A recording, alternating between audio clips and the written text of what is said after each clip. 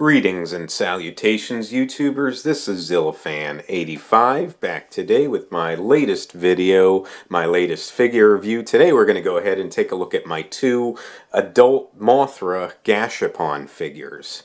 So for these ones, figured this the last video would have been a good segue because the last one I did my reviews of my Gashapon Larva Mothra and Gashapon Larva Batra, as well as my Larva Mothra minifigure from the Bandai Pack of Destruction. So then I figured the next thing would go ahead and segue into their adult forms. Gonna do the two, I have two, obviously as you can see here, two different versions of the adult Mothra. And I do have the adult Batra as well, but that one's going to be saved for the next video. So I just wanted to cover Mothra's adult forms first. So the two different forms, this version of Mothra here is the Heisei incarnation from her 1992 appearance in Godzilla vs. Mothra, The Battle for Earth, or, you know, Godzilla vs. Mothra, or Godzilla and Mothra, The Battle for Earth, however you want to call the title. The first one that I mentioned, that's how I always direct the title. The second incarnation is from Godzilla Tokyo S.O.S, which is in the Millennium era of Godzilla films. It was the follow-up film to Godzilla against Mechagodzilla. And personally, I liked Godzilla Tokyo S.O.S better than Godzilla against Mechagodzilla, mainly because of the fact that Mothra was in it. So, you know, I've always been a Mothra fan, and you know, I always enjoy getting to see her anytime she does make a film appearance. So anyway, though, so that's just a little bit of the rundown on the figures. I'm not really going to get into the movies too much that they appeared in, but like I said, just kind of wanted to give the basic rundown. So I did get both versions here. This one I had gotten first, and this one was actually a gift that I got from the seller that I dealt with on eBay, because I had bought a slew of other Gashapon figures from them. They were it was an actual seller from Japan, and just as a thank you, they sent me this Adult Mothra, and they also sent me the Monster X Gashapon figure, which I had previously reviewed. So, but anyway, though. So I had that one, but the Heisei design of Mothra I do happen to like better because it looks a little more like her Showa appearance, which the Showa Mothra is my personal favorite. But then again, if any of you have followed along, as you may know, for the most part, the Showa Kaiju are my favorites overall. So anyway, though, that kind of covers that, but let's go ahead and jump into it. So the way I'm going to do this now with my figure reviews, and I figured I would start mentioning it in this video here. Usually I would do paint, then I would do, you know, detail, but from now on I've decided I'm going to go ahead and do paint and detail all in one portion. So, you know, because the reason being is they really do go hand in hand, and when I watch other figure reviewers on YouTube and whatnot, I notice they usually do group paint and detail together. So, let's go ahead and start with the Heisei Adult Mothra, or Imago Mothra, Imago form, however you want to call it. I usually just call it the adult form. So, as you can see here, very, very nicely done. She's very, very colorful, as you can see. So you've got the on the underside of the wings, I guess, because we're kind of looking at that. So you got the yellow and black on the top portion here on the primary wings, and then the secondary wings, which these are just one piece, and it's the same thing for the other Mothra as well. So they're not like different as far as the primary and secondary wings, but secondary wing has like a sort of red going into an orange and then yellowish color, and then you could see the white and orange and black there, and you can see all the patterning and the line segments that they captured on the detail work as well. And of course you got the logoing here for the Bandai, made in China. So it really, really looks good, and, you know, the detail, like I said, is captured pretty well here. You can see all the patterning again on the wings and all the line segments that run through them, and on the top parts of the wings here, more the same with the patterning, line segments, and how it comes together or meets in the body. And of course, again, well, you got those traditional red circle areas for Mothra at the near that tip corner of the wings there, with the red circle, and then the yellow and black, and with surrounded by the black, and then of course the yellow circle and the red dot in the center. So you can see for both the wings, and again the rest of the patterning on the wings done pretty well. The paint's not sloppy. You got the blacks and the yellows mixed in, and then the black and on the secondary portion of the wing, the black, and then mixed in with the red and orange and yellow there. Again with the white part of the wing with that orange line segment there on her back, as you can see. And yeah, as you can see, the wings snap into place there. So I'll try to make sure I hold it together.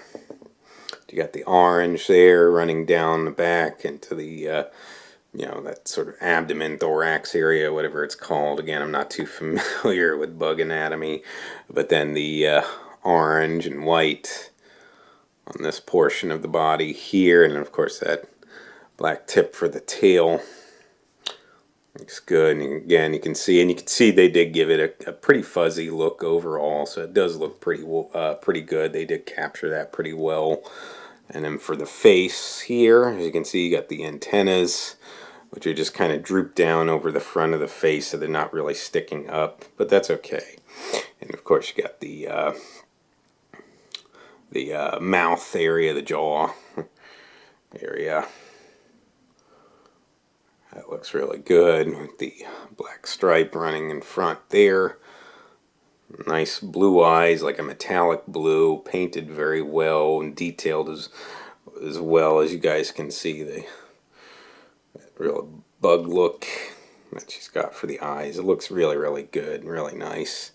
Of course, surrounded by the whites there, and of course the orange underneath here, and then the small legs that she's got, which you can see the detail work for the different portions of the feet, and they're all done in a white color there, as you guys can see, and it blends in really well with the black, the brownish black, I guess you would say, running down the underside of her body there.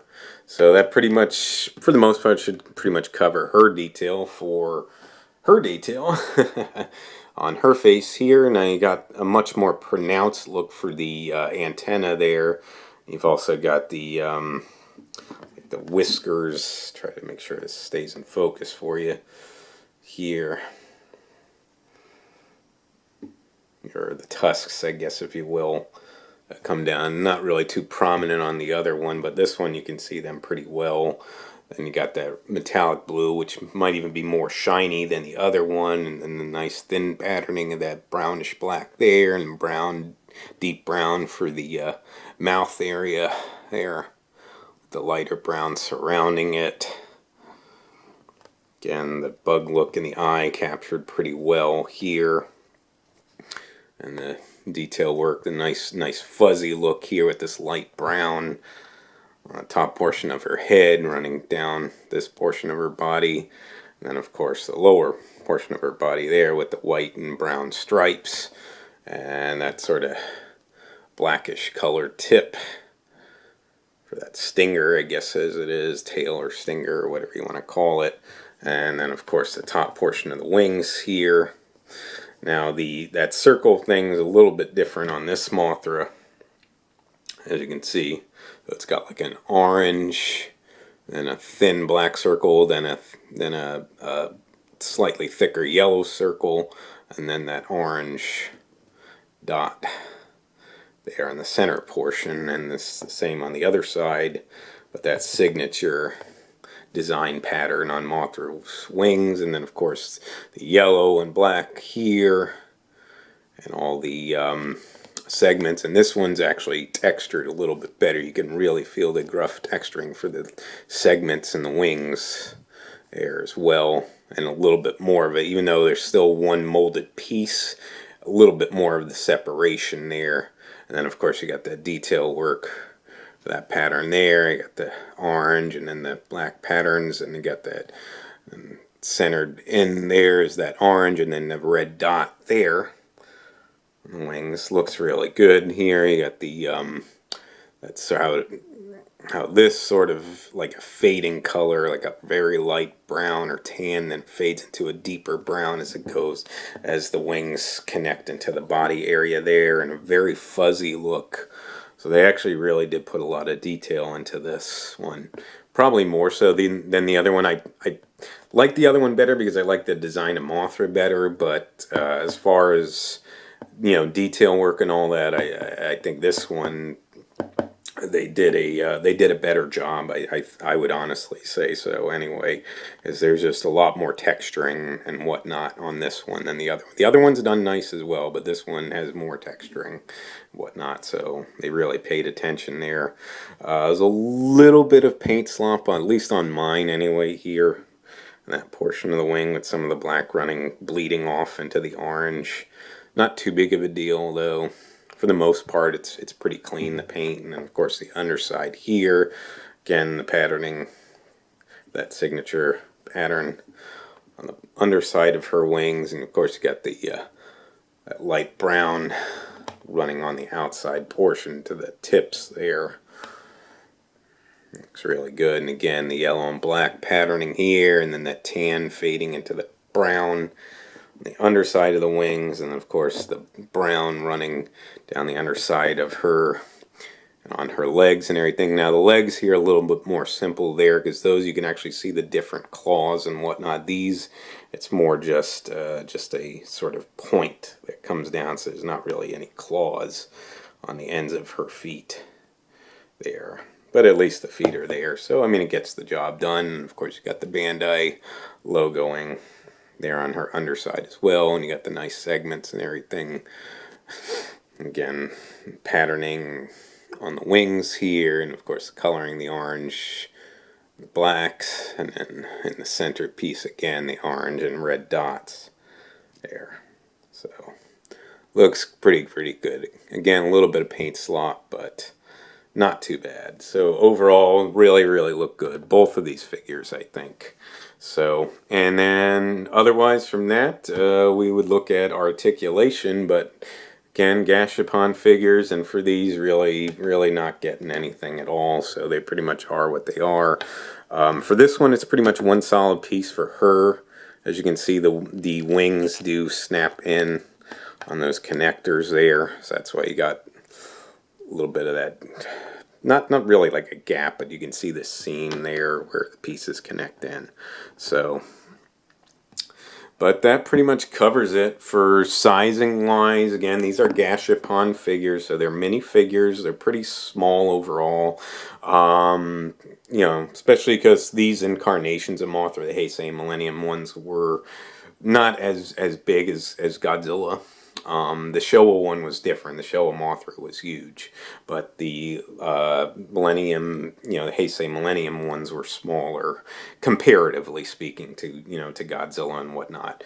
But anyways, so as far as sizing on the Gashapon figures, I would say if you're going to measure like lengthwise from the tips of like the antenna, or even just from the face down to the tip of the tail, you're probably looking about 2 inches or so.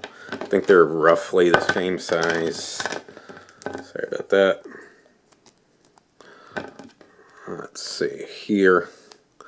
Yeah, the Millennium one might be slightly bigger only because of the antenna, but you're looking probably in about the 2-inch range, just measuring the body. From the wingtip to wingtip, I think it's more in I think it's probably like a 4-inch range, because I think it's about twice the size of the body length. But yeah, but more or less that's what they're pretty much at. And they're pretty similar in size, like I said, so you can kind of see there. Pricing wise, these aren't too bad. This one was free, but when I got it, but I have seen the price on her online as well, and of course when I got this one. The Gashapon figures are not too, these are pretty common. I have seen these, pretty readily available on eBay. They're usually going to run you I would say anywhere between $15 to $25. So, you know, so that's pretty much reasonable for these Gashapon figures. So nothing too bad. If you don't have any adult Mothras and you're interested, these are definitely good pickups to get. The Gashapon figures I wouldn't really recommend as your mainstay figure, especially if you're really into collecting. But just as nice little additions, just to maybe have some, you know, some minifigures added into your collection, definitely a good way to go. So, and you know, and again, if you're starting out and you don't have a version of Mothra, again, you can't go wrong with these. So I think that should pretty much cover it for this video. I would definitely like to thank you so much for watching. If you would like to subscribe, please feel free to do so. If you would like to like and or comment on any of my videos, please feel free to do so as well. And just remember, until next time, ladies and gentlemen, you be good to yourselves, and sayonara.